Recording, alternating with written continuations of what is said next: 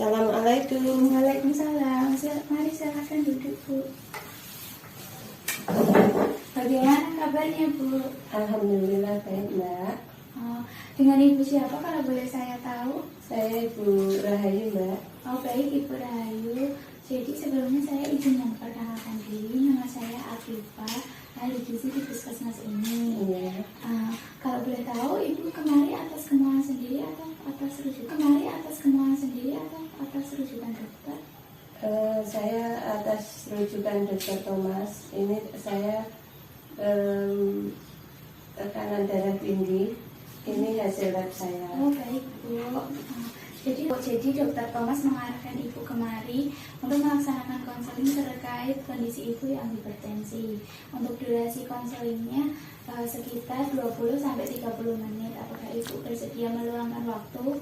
Oke, Mbak, saya bersedia, tidak apa-apa. Saya bersedia meluangkan waktu.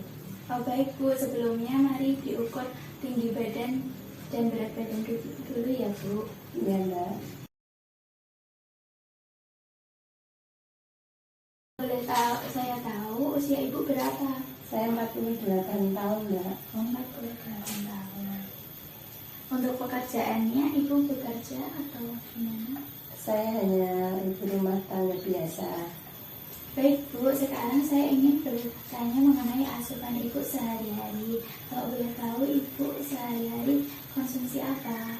Kalau pagi biasanya nasi, sayur sama tempe atau tahu goreng. Oh, begitu. Kalau untuk sayurnya, sayur apa, Bu? Biasanya ganti-ganti, Mbak. Kadang tumis, kadang sop. Oh, baik, Bu. Kalau untuk makan siang, biasanya Ibu makannya apa? Biasanya nasi, lauk ayam atau ikan, sama sayurnya biasanya sayur asam atau lodeh. Oh, begitu ya, Bu. Untuk makan malamnya biasanya sama apa ya, Bu? Oh, kalau saya sih, kalau makannya biasanya di luar, Mbak. Kadang beli capcay kuah, lele goreng, atau ayam bakar gitu sama sekeluarga. Oh, begitu ya, Bu. Kalau untuk makan pagi sama malam atau siangnya, biasanya Ibu memasak sendiri makanan di rumah? Iya, biasanya memasak sendiri, Mbak. Oh, ya. Karena kalau memasak sendiri itu biasanya rasanya lebih mantap karena kebetulan sekeluarga suka asin-asin. Oh, baik, Bu. Untuk selingannya Ibu biasanya mengkonsumsi apa ya, Bu? Ya, kalau selingannya biasanya goreng-gorengan, Mbak, keripik, waci, gitu, Mbak. Oh, gitu. Kalau untuk konsumsi buahnya Ibu biasanya mengkonsumsi buah apa? Kalau buah biasanya pepaya sepotong sedang atau buah pisang. Oh, begitu. Kalau untuk nasinya tadi makan siang sampai malam itu biasanya berapa porsi ya, Bu? Berapa banyak? Kalau saya biasanya hanya 1 centong, Mbak. Kalau terus untuk paginya, kalau malamnya juga biasa seperti ya 1,5 centong gitu. Oh, iya. Kalau untuk sayurnya sendiri, Bu, biasanya kira-kira berapa? Kalau sayurnya biasanya cuma 1 atau 2 sendok gitu, Mbak. Oh, gitu. Untuk lauk pauknya biasanya seberapa, Bu, porsinya? Kalau lauknya ya 1 potong lele 1, ya 1 ekor ayam, dan ikannya biasanya 1 potong. Oh, iya. Kalau untuk minumnya biasanya Ibu mengkonsumsi minuman itu apa gitu? Biasanya sih saya kalau pagi itu teh panas, Mbak. Kalau siang biasanya air putih 7-8 gelas. Oh, iya. Kalau untuk alergi, Ibu punya alergi atau pantangan tertentu terhadap bahan makanan tertentu?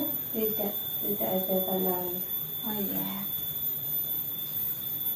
Tadi Ibu disarankan kemari karena memiliki tekanan darah tinggi ya, Bu. Sebelumnya Ibu punya riwayat penyakit keluarga atau riwayat penyakit pribadi? Enggak, kebetulan dari keluarga tidak ada penyakit bawaan hipertensi. Tapi saya juga rutin minum obat kok Mbak. Oh iya. Tapi lupa nama obatnya. Oh begitu ya Bu. Sehariannya Ibu biasanya aktivitas atau olahraga atau tidak ya Bu? Kebetulan saya tidak pernah olahraga Mbak. Oh begitu. Kalau begitu coba saya konfirmasi ulang ya Bu. Jadi konsumsi Ibu sehari itu meliputi nasi 1 sampai 1,5 centong, sayur tumis atau sayur sop di pagi hari, sayur asem atau sayur lodeh di siang hari, dan capcay kuah di malam hari. Lalu untuk lauk yang biasa dikonsumsi ada tahu, tempe, ikan, lele, terus ayam ya Bu, mengkonsumsi selingan keripik, kuaci atau goreng-gorengan. Iya benar. Kemudian Ibu tidak memiliki alergi atau pandangan tertentu, mengkonsumsi buah pepaya dan pisang lalu potong. Untuk konsumsi cairannya biasanya 1 gelas teh panas di pagi hari dan 7 sampai 8 gelas air putih. Untuk aktivitas Ibu sehari-hari yaitu ibu rumah tangga dan tidak pernah berolahraga, serta mengkonsumsi obat yang diberikan oleh dokter. Benar begitu ya Bu? Iya benar Mbak. Oh gitu. Jadi Bu, berdasarkan data tinggi badan dan berat badan, Ibu termasuk dalam kategori overweight dengan indeks massa tubuh 24,6. Berdasarkan data biokimia yang telah Ibu berikan tadi, Ibu juga memiliki tanda hipertensi dengan tingginya tekanan darah yaitu 150/70 mmHg. Ya baik Mbak, berarti kalau tekanan darah yang normal untuk saya. Ya baik Mbak, berarti kalau tekanan darah yang normal untuk saya itu berapa ya? Oh baik Bu, ini saya kasih riwayatnya. Di sini sudah tertera bahwa tekanan darah normal itu sekitar kurang dari 120 untuk sistoliknya, dan untuk diastoliknya kurang dari 80 Bu. Kalau hipertensi itu faktornya apa saja ya Mbak? Oh, kalau untuk faktor hipertensi itu bermacam-macam Bu. Ada faktor yang tidak dapat dikendalikan seperti keturunan, genetik, jenis kelamin, usia, atau ras. Kalau untuk faktor yang dapat dikendalikan itu seperti obesitas, kurangnya aktivitas, kemudian stres, dan pola makan Bu. Oh iya. Terus kalau begitu saya harus gimana nih? Baik, kita diskusikan bersama nih Bu. Jadi tujuan dari konseling ini itu untuk mengatur pola makan Ibu terkait kondisi Ibu yang hipertensi. Jadi pengaturan pola makan ini secara bertahap dan juga langsung seketika ya Bu, pelan-pelan. Kalau dilihat dari riwayat Ibu sebenarnya sudah baik. Kemudian saran dari saya penambahan variasi buah-buahan lagi, kemudian perbanyak sayur seperti yang dilihat di sini. Sayur dan buah itu merupakan makanan yang dianjurkan untuk penderita hipertensi.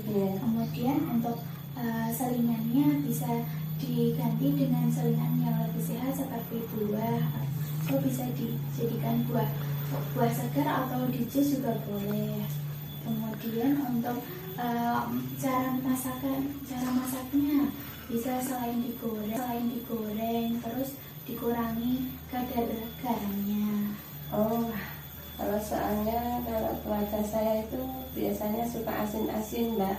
Karena kalau nggak asin itu kurang mantap gitu. Iya Bu, laras memang kalau makanan yang kurang asin itu rasanya hambar gitu ya Bu. Tapi nanti Ibu menguranginya perlahan-lahan mawon, nggak langsung seketika. Jadi nanti bisa diganti dengan makanan dengan olahan-olahan lain yang lebih enak dengan mengurangi konsumsi garam itu gitu. Iya, Mbak. Iya, perlahan-lahan dulu nggak apa-apa Bu. Iya. Selanjutnya terkait aktivitas fisik ya Bu. Biasanya kan Ibu nggak pernah olahraga. Nah, diganti dengan aktivitas fisik yang ringan-ringan dulu seperti jalan santai. Nggak usah terlalu rutin-rutin dulu, nggak apa-apa. Yang penting ada perubahan. seperti 1 minggu sekali, terus nanti berikutnya 2 minggu sekali. Begitu ya Bu, nggak usah yang berat-berat tapi rutin dijalani. Oh iya Mbak, berarti jalan santai boleh ya Mbak ya? Iya Bu, boleh. Ini kira-kira apakah ada yang ditanyakan Bu? Sejauh ini tidak ada Mbak. Oh baik, jadi dari yang kita diskusikan tadi, apakah Ibu sudah mengerti apa yang harus Ibu lakukan setelah ini? Dari yang sudah kita bicarakan tadi, intinya saya harus makan sayur-sayuran dan mengganti varian buah yang lain, tidak monoton hanya pepaya dan pisang. Terus ditambah aktivitas olahraga yang ringan-ringan, contohnya jalan pagi. Oh iya. Oh ya, berarti saya harus juga mengurangi cemilan saya dengan mengganti yang lain, mengurangi gorengan dan mengurangi masakan dari asin menjadi agak enggak asin begitu. Oh iya Bu, betul sekali. Ini nanti leafletnya boleh dibawa pulang sebagai gambaran Ibu nanti sebagai referensi di rumah ya Bu. Iya Mbak, terima kasih. Baik, untuk konseling hari ini sudah selesai ya Bu. Untuk minggu depan apakah Ibu ada waktu? Iya, kalau biasanya saya hari Kamis Mbak longgarnya.